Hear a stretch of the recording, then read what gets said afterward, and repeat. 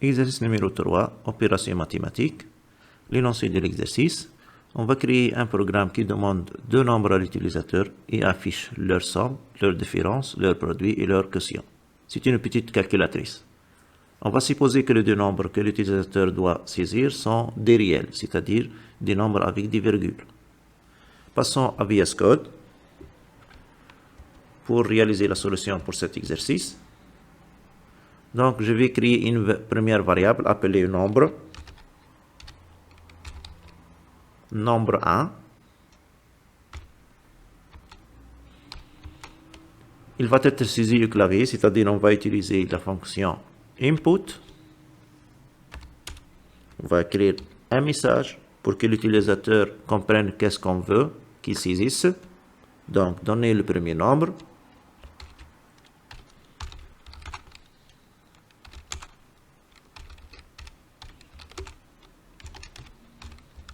Deux points. Ici, j'ai ajouté un espace pour que lorsque notre utilisateur saisisse un nombre, donc il ne va pas être collé aux deux points. Il y en a un espace entre donc, le nombre et deux points. Donc pour avoir une lecture lisible. Donc ici, on va créer une deuxième variable appelée nombre 2. Cette deuxième variable, on va la saisir avec la fonction input, c'est-à-dire qu'on va écrire sur le clavier et on va écrire un message pour que notre utilisateur comprenne ce que lui demande notre programme. Donc, donner le deuxième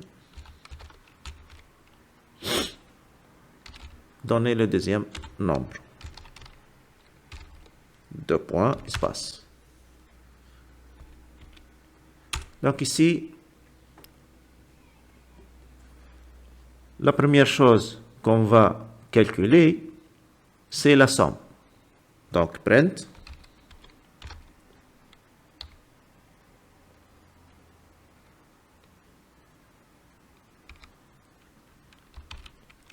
la somme est, ça c'est un message simple, la somme est, virgule, comment on va calculer la somme? Donc c'est nombre 1 plus nombre 2. Donc, la première remarque, ce programme contient une erreur. Essayez de déterminer c'est quoi l'erreur dans ce programme-là, d'après ce qu'on a vu dans les leçons précédentes. Quelle est l'erreur ici? Donc ici, on a pris, donc avec le clavier, le premier nombre. Ça, c'est une chaîne de caractères. Il faut faire attention. Et on a affecté le contenu qu'on a saisi au clavier à la variable nombre 1. De même, on a saisi une chaîne de caractères avec input et on a affecté cette valeur à la variable nombre 2. Ici, on a fait la somme de deux variables. Ça, c'est un simple message. Mais ça, c'est très important. On a fait la somme, opérateur mathématique, de deux nombres, nombre 1 et nombre 2. Donc, ici, le nombre 1 et le nombre 2, il doit être de type quoi? Ça, c'est la question qui se pose. On veut demander deux nombres de type quoi? On a dit qu'on veut deux nombres de type réel, c'est-à-dire des nombres avec la virgule. Mais ici, la valeur qui a été stockée dans la variable nombre 1 et nombre 2, elle est de quel type? Oui, c'est bien. Donc, elle est de type chaîne de caractères. Donc, ici, nombre 1 contient une chaîne de caractères. Nombre 2 contient une chaîne de caractères. Mais ici, on a fait 10 calculs. Ça, c'est un nombre réel, normalement, et ça, c'est un nombre réel. Donc, on ne peut pas, donc ici, avoir le résultat juste, puisqu'ici, on va concaténer deux chaînes ici, non pas deux nombres. On va essayer ce programme et vous allez voir que le résultat qui va être, donc, qui va résulter de cet exercice-là, de cette résolution-là, ou bien de cette solution-là, il va être différent de ce qu'on veut. Donc ici, on va exécuter ce programme. Donc, il va demander le premier nombre. Le premier nombre, par exemple, 5. On va ajouter donc le deuxième nombre, c'est 7. Et regardez le résultat ici. Le résultat, c'est 57. Pourquoi il a donné 57 à votre avis? Parce qu'il a pris 5 comme chaîne de caractères et a concaténé avec 7 comme chaîne de caractères. C'est-à-dire, il a fait comme ça. Il a pris, donc, avec la chaîne, ici, 7. OK? Et pour être sûr de cette réponse-là, on va demander ici quel est le type de nombre 1.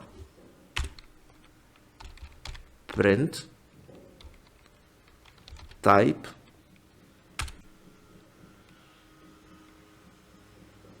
entre parenthèses le nom de notre variable, c'est nombre 1.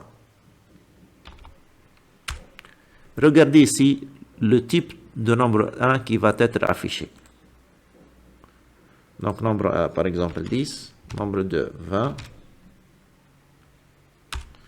Vous voyez ici, il a concaténé deux chaînes. Il nous a dit que le type de nombre 1, c'est une chaîne de caractères. Donc, c'est une chaîne de caractères.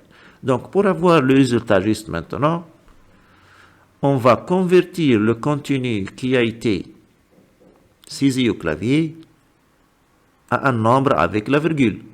Nombre flottante. En anglais, float. Donc, on doit ajouter ici une fonction de conversion appelée float. Float. Parenthèse, et n'oubliez pas de fermer la parenthèse ici à la fin. De même pour le deuxième nombre, on doit ajouter une fonction float. Et je dois fermer la parenthèse à la fin. Il faut faire attention aux erreurs des parenthèses. Par exemple, comptez le nombre de parenthèses ouvrantes. Vous devez avoir le même nombre comme parenthèse fermante. C'est-à-dire ici, j'ai ouvert une parenthèse et une deuxième parenthèse. Je dois fermer les deux parenthèses ici.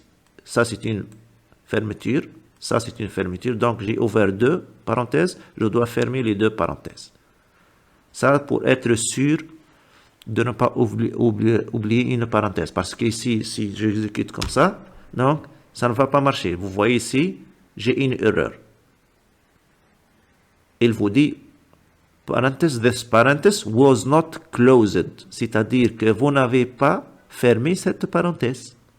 Donc, il faut faire attention à ces erreurs-là. Ce sont des erreurs simples, mais parfois, ça arrête donc le programme et c'est une bug que vous devez fixer.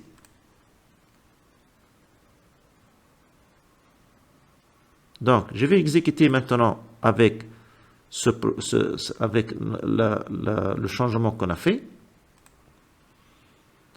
Donc, je vais exécuter de nouveau.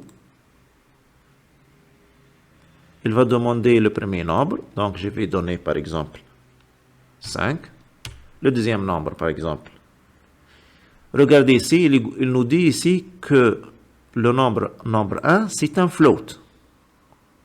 Avant, il était chaîne de caractères. Maintenant, on l'a converti en nombre réel avec virgule flottante. Vous voyez ici, c'est float. Donc, le deuxième nombre, 7, par exemple. Regardez maintenant, il nous donne le résultat juste. Il nous dit 5 plus 7, ça fait 12. Pourquoi? Parce que ici, 5 et 7, ils sont des réels, non pas des chaînes de caractères. Ça, il faut faire attention pour la manipulation du nombre. Lorsque vous saisissez au clavier, c'est toujours une chaîne de caractères. Maintenant, on va faire de même pour le produit et la différence et le quotient. Donc, pour la différence, par exemple, print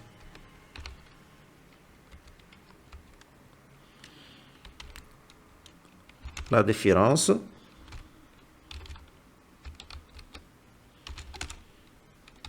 est, donc la différence, par exemple, ça sera nombre 1 moins nombre 2.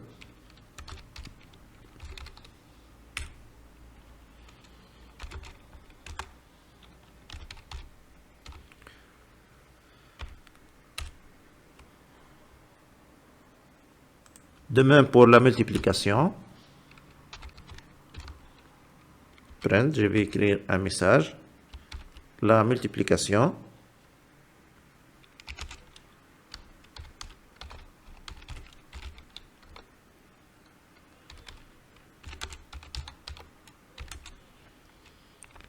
virgule nombre 1 fois nombre 2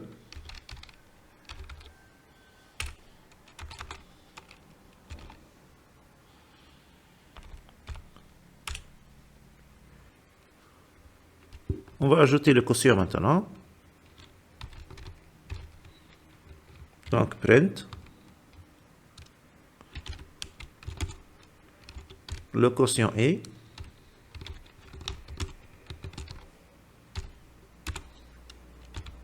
virgule nombre 1 divisé par nombre 1. Donc, nombre 1 divisé par nombre 2. Il faut faire attention ici, le nombre 2 doit être différent de 0 pour pouvoir faire cette opération-là. Sinon, on va avoir une erreur. On va voir dans un exercice sur les structures de contrôle conditionnel qu'on peut ajouter un contrôle de saisie sur le nombre 2 pour qu'il soit différent de 0 pour cette opération de quotient. Donc, je dois vérifier avant de diviser par 0 que le nombre 2 est différent de 0. Sinon, on ne peut pas diviser par 0 en mathématiques. Ça, on va le voir dans le chapitre structure de contrôle conditionnel. On va faire cette division seulement si lorsque le nombre 2 est différent de 0. Si j'exécute maintenant mon programme,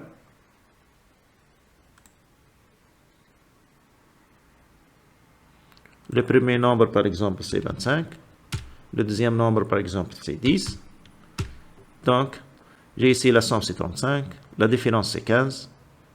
La multiplication, ça fait 250. Et le quotient, ça fait 2,5. Si j'exécute une deuxième fois, je vous donne le premier numéro, par exemple, c'est 30.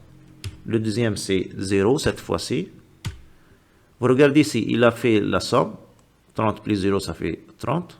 Il a fait la différence. 30 moins 0, ça fait 30. La multiplication, 30 multiplié par 0, ça fait 0.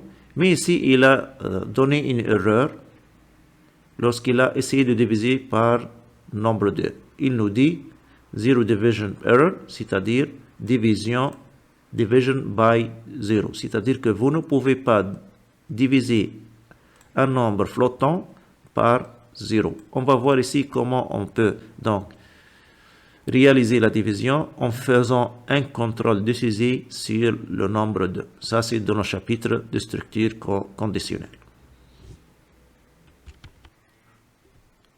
Donc, on a vu dans cet exercice comment on peut utiliser deux nombres saisis au clavier pour faire la somme, la différence, le produit et le quotient.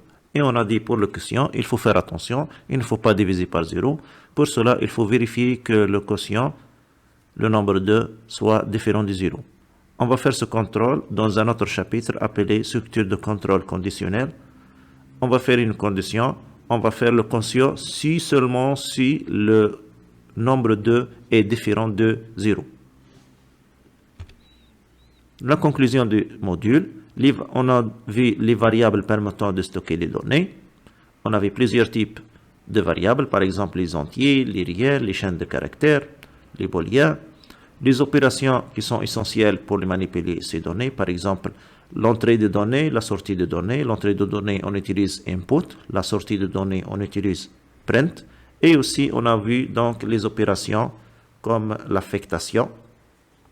On a vu aussi les chaînes de caractères qui sont omniprésentes et disposent de nombreuses méthodes utiles. On va faire plusieurs exercices sur les chaînes de caractères. Et on a vu quelques exercices pratiques qui aident à bien comprendre ces concepts. Donc, on a utilisé des exercices faciles pour comprendre les concepts de base. Dans les chapitres à venir, on va voir des exercices de niveau supérieur, de niveau moyen, puis de niveau bien avancé pour bien comprendre la programmation en Python.